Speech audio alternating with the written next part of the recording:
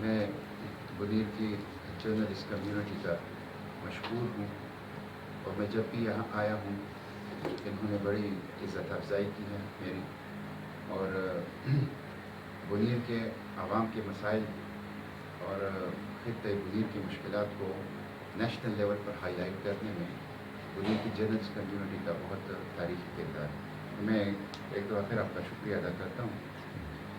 اس وقت پی ٹی آئی حکومت کے اس ملک میں 2 سال پورے ہو چکے ہیں، اور ان 2 سالوں میں آپ دیکھ لیں تو اپنے وعدوں، اپنے منشور، اپنے دعووں اور اپنے نعروں کی روشنی میں ملک کی موجودہ صورتحال کے تناظر میں پی ٹی آئی مکمل طور پر ناکام ہو چکا ہے۔ ایک ٹوٹل فیلئر کا سامنا ہے پی ٹی آئی کو، اور اس وقت عمران خان اور پی ٹی آئی پاکستان کے لیے ایک لائبلٹی بن چکے ہیں۔ ملک کی معیشت کو دیکھ لیں، کل کی خبر ہے کہ پاکستان کے اوپر قرضہ 44,500 ارب روپے تک پہنچ گیا۔ جب یہ حکومت اقتدار میں آئی تو اس وقت پاکستان کے اوپر قرضہ 29,000 ارب روپے تھا۔ 2 سالوں میں 29,000 ارب روپے کے قرضے کو 44,500 ارب روپے، یعنی 15,500 ارب روپے کا اضافہ 2 سالوں میں، یہ ایک ریکارڈ ہے۔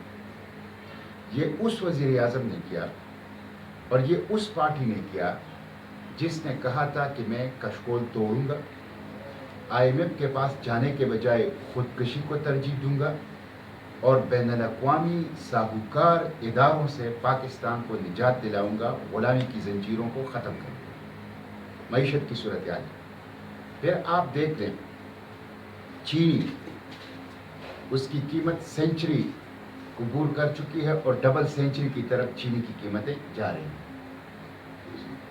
پیٹرول، حکومت نے تحریری طور پر تسلیم کیا کہ 1 لیٹر پیٹرول اور ڈیزل ہمیں 48 روپے میں مل رہے ہیں، تمام اخراجات ملا کر، اور 48 روپے فی لیٹر ملنے والا پیٹرول اور ڈیزل حکومت اس پہ مور دین 100% ٹیکس لگا رہی ہے، یعنی 52 اور 53 روپے فی لیٹر ٹیکس لگا کے قوم کو بیچ۔ بجلی کی قیمتوں میں ہر 10-15 دنوں کے بعد اضافہ، گیس کی قیمتوں میں ہر 10-15 دنوں کے بعد اضافہ، اسی طرح ضروریات زندگی کے جتنے بھی اشیاء ہیں ان کی قیمتوں میں اضافہ۔ اور اس وقت مہنگائی جنوب مشرقی ایشیا کے 10 ممالک میں پاکستان کے اندر سب سے زیادہ مہنگائی، ڈبل ڈیجٹ میں 10% سے زیادہ مہنگائی ہے، جو کہ ایک ریکارڈ ہے گزشتہ 10 سالوں میں پاکستان میں مہنگائی کا۔ ایک سونامی، ایک عذاب کی صورت میں پاکستان کے اوپر پی ٹی آئی کی ناقص معاشی پالیسی، آئی ایم ایف مار کا مشیروں کے نتیجے یہ مہنگائی مسلط ہے۔ اس کے ساتھ ساتھ مہنگائی کے ساتھ آپ دیکھ لیں کہ corruption, I P Ps independent power producer جو پرائیویٹ بجلی گھروں والے ہیں، انہوں نے 20 سال سے پیپلز پارٹی، مسلم لیگ اور اب پی ٹی آئی کی دوری حکومت میں عوام کو لوٹا ہے، لوٹ رہے ہیں۔ حکومت خود تسلیم کر رہی ہے کہ آئی پی پیز نے عوام کو لوٹا ہے، اور بڑے بڑے ڈاکو آئی پی پیز کی صورت میں بیٹھے ہیں، کوئی احتساب نہیں۔ اسی طرح چینی مافیا، جو شوگر مافیا کی رپورٹ آئی ہے، حکومت کی اپنی کمیشن کی رپورٹ، اس کے مطابق شوگر مافیا نے پاکستانی قوم کو بڑی بے رحمی اور بے دردی کے ساتھ لوٹا ہے۔ رپورٹ آ گئی ہے، اور ذمہ داران جو اس لوٹ مار میں ملوث تھے آرام سے ملک اور بیرون ملک زندگی گزار رہے ہیں۔ اسی طرح دوائی مافیا، ادویات مافیا، فارما مافیا، 6 دفعہ 2 سالوں میں دوائیوں کی قیمت میں اضافہ ہوا ہے، اور ایوریج اوسطاً 200% دوائیوں کی قیمت میں اضافہ ہوا۔ ایک بھی دوائی ایسی نہیں ہے جس کی قیمت یا تو کم ہوئی ہو یا گزشتہ 2 سال میں اپنی جگہ پہ برقرار رہی ہے۔ 200% ایوریج اضافہ دوائیوں کی قیمت میں ہوا ہے۔ تو یہ ایک ناکام حکومت ہے، خارجہ پالیسی کے محاذ پر کشمیر کو یہ فروغ کر چکے ہیں. اپنے دوستوں مہاتیر اردوغان اور ایران کو پہلے ملیشیا کانفرنس کی صورت میں ناراض کر گئی اور اب سعودی عرب کو موجودہ صورتحال میں خود وزیر خارجہ کے بیانات کی روشنی میں اس کو ناراض کر دیا. تو ان کی وجہ سے پاکستان سفارتی تنہائی آئسولیشن کے اندر وہ چلا گیا ہے. اس وقت جو کیلیمٹی ہے سیلاب کی صورت میں, مونسون کی بارشیں ہو رہی ہیں کراچی سے چترال تک. یہ مونسون کی بارشیں ایکسپیکٹڈ تھی, یہ اس کو پریڈکٹ کیا گیا تھا, اس کا فورکاسٹ کیا گیا تھا کہ ایسی شدید قسم کی بارشیں جو ہیں آ رہی ہیں, لیکن حکومت نے کوئی تیاری نہیں. کراچی پاکستان کا اکنامک ہب ہے, معاشی مرکز ہے, معاشی شہرگ ہے, اور 60% ریونیو پاکستان کا کراچی سے جنریٹ ہوتا ہے. پورے پاکستان کو کراچی نے کھلایا ہے. پاکستان کا محسن شہر ہے, غریب پرور شہر ہے, میری پاکستان ہے. پاکستان کے ہر ضلع کی آبادی کراچی کے اندر موجود ہے. آج وہ کراچی لاوارث ہے, دا اورپن سٹی, یتیم شہر ہے, لاوارث شہر ہے, ڈوبا ہوا ہے.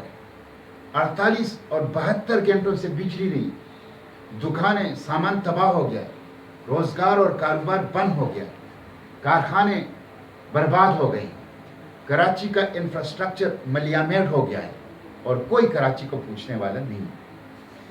Peoples Party, M Q M اور موجودہ پی ٹی آئی یہ کراچی کے موجودہ صورتحال کے ذمہ دار ہیں. یہ کراچی کے عوام کے مجرم ہیں, یہ پاکستان کے معاشی شہرت کے دشمن ہیں. ان کی نااہلی کی وجہ سے کراچی کی صورت. حیرت کی بات یہ ہے, صدر مملکت کراچی کا ہے اور اتنا بڑا حادثہ کراچی کے اوپر آیا ہے, وہ کراچی نہیں گئے. ان کو کراچی جا کے بیٹھنا چاہیے اور اس ریسکیو اور ریلیف آپریشن کی نگرانی کرنی چاہیے. پی ٹی آئی کو کراچی نے ایم پی ایز دیے, ایم این ایز دیے.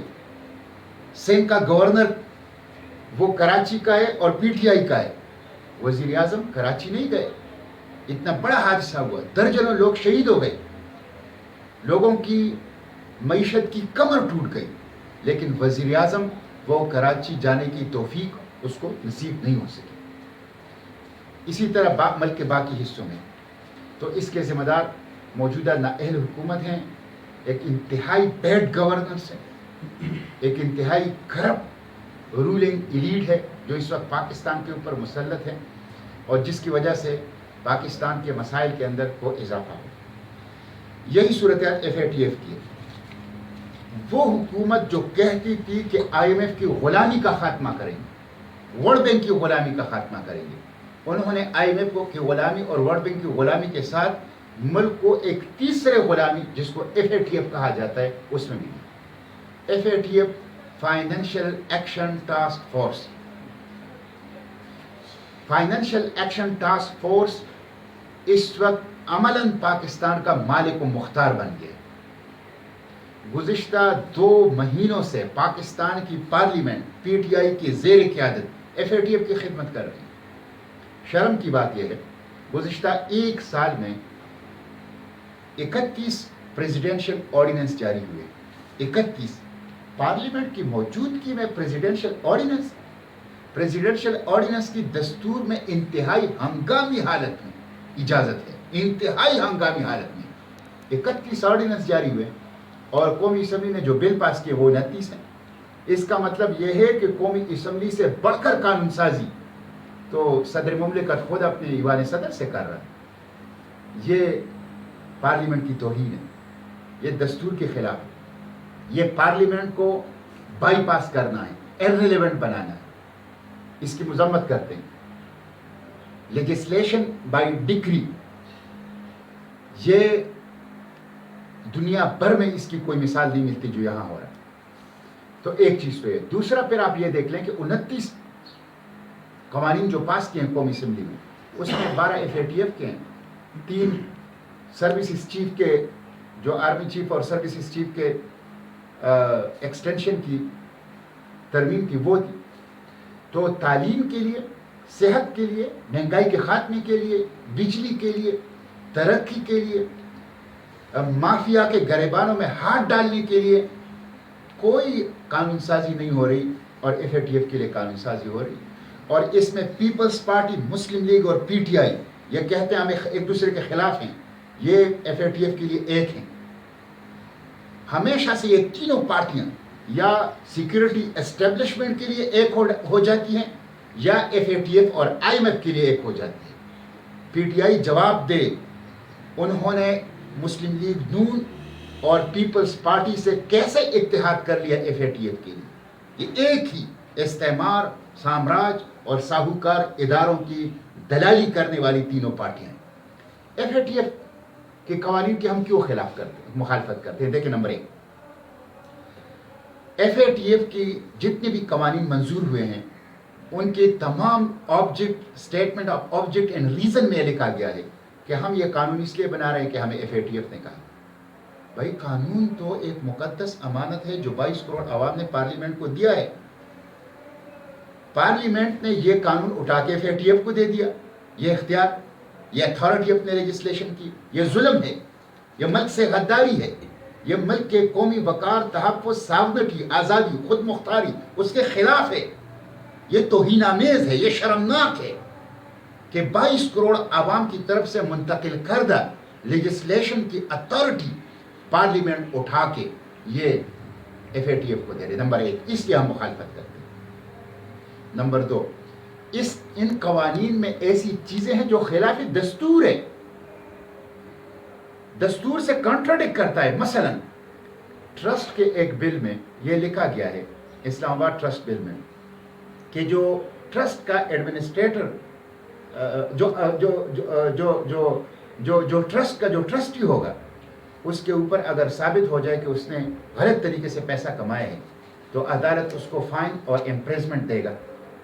لیکن اس کے ساتھ ساتھ جو ٹرسٹ کا سربراہ ہوگا وہ بھی اس کو کئی ملین جرمانہ دے سکتا ہے. یہ ایک ہی جرم میں 2 سزائیں, جس کو کہتے ہیں ڈبل جپرٹی. یہ آرٹیکل 13 اور آرٹیکل 12 کے خلاف ہے دستور کی. نمبر 1, جو وقف کا بل ہے اس میں لکھا گیا ہے کہ ایڈمنسٹریٹر اوقاف کے کسی حکم کو ہائی کورٹ میں چیلنج نہیں کیا جا سکتا. یہ کانسٹیٹیوشن کے آرٹیکل 191 کے خلاف ہے. یہ کانسٹیٹیوشن کے آرٹیکل 191 کے خلاف ہے. اسی طرح کہا گیا ہے کہ اوقاف کی جتنی آمدن ہوگی تو اوقاف کا ایڈمنسٹریٹر اس پہ سڑکیں بنا سکتا ہے, اس پہ اسکول بنا سکتا ہے. اوقاف کی رقم اس مقصد کے لیے ہوتی ہے جس کے لیے وقف کیا گیا ہوتا ہے.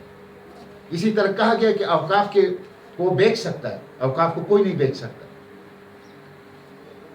اسی طرح کہا گیا ہے کہ اوقاف کے تحت جتنے مدرسے اور مساجد ہوں گے اس میں سیاسی خطبوں پر پابندی ہوگی. کل کلا مسجد کے اندر ختم نبوت کا خطبہ ہوگا, تم کہو گے ایسا یہ سیاسی ہے. ناموس رسالت کے لیے خطبہ ہوگا, تم کہو گے یہ سیاسی ہے. اسرائیل کے خلاف مسجد اقصیٰ کے لیے خطبہ ہوگا, تم کہو گے یہ سیاسی ہے. کانسٹیٹیوشن کے آرٹیکل 90 میں فریڈم آف سپیچ کی ضمانت دی گئی ہے. کانسٹیٹیوشن کو اوور رائڈ کوئی لیجسلیشن نہیں کر سکتا. تو یہ دوسری چیز یہ ہے کہ اس میں بہت سی ایسی چیزیں ہیں کہ جو دستور کے خلاف ہے, فنڈامنٹل رائٹ کے خلاف ہے, اس لیے ہم مخالفت کرتے ہیں. تیسری چیز یہ ہے کہ ایف اے ٹی ایف کی غلامی میں P T I, Peoples Party اور مسلم لیگ نے مل کر قواعد و ضوابط جو لیجسلیشن کے ہیں اس کو پامال کیا. میں چیلنج سے کہتا ہوں 80% parliamentarian P T I, Peoples Party اور مسلم لیگ کو ان کو علم ہی نہیں ہے کہ ہم جو قوانین پاس کر رہے ہیں اس میں لکھا کیا ہے. ان بیچاروں نے پڑھا ہی نہیں. یہ پولیٹیکل سلیوز ہیں.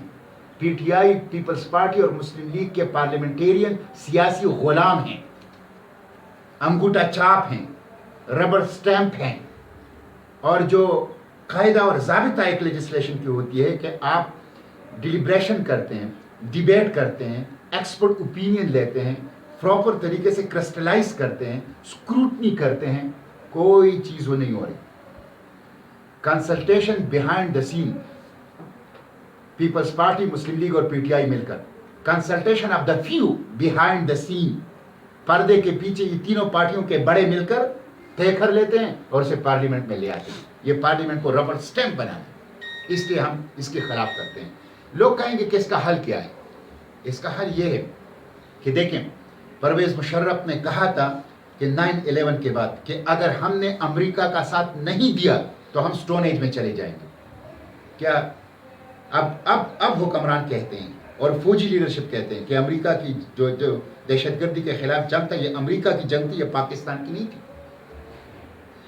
IMF के बारे में ये कहा करते थे कि IMF के पास नहीं जाएंगे तो डिफॉल्टर हो जाएंगे, इकोनॉमी क्रैश कर जाएगी।